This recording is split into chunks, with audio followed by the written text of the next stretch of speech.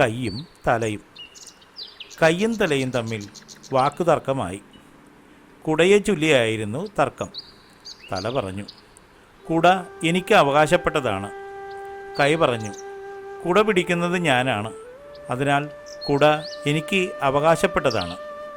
തർക്കം മൂത്ത് വഴക്കായപ്പോൾ അതിലേ പോയ കഴുത കാരണം തിരക്കി. തലയും കൈയും തങ്ങളുടെ പരാതി കഴുതയ്ക്ക് മുന്നിൽ ബോധിപ്പിച്ചു. അവസാനം കഴുത വിധി കൽപ്പിച്ചു.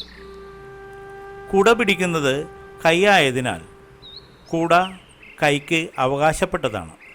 എന്നാൽ കൈ കുട പിടിക്കുമ്പോൾ തലയ്ക്ക് മേലെ കുട ഉയർത്താൻ പാടില്ല.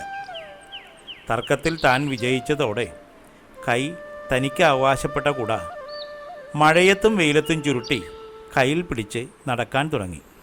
ഗുണപാഠം: നാം പലപ്പോഴും വിധി നടത്തുന്നത് നമ്മെക്കുറിച്ച് ചിന്തിച്ചുകൊണ്ടാണ്. അതുകൊണ്ട് തന്നെ നമ്മുടെ പല വിധികളും യുക്തിക്ക് നിരക്കാത്തവയാണെന്ന് വരാം.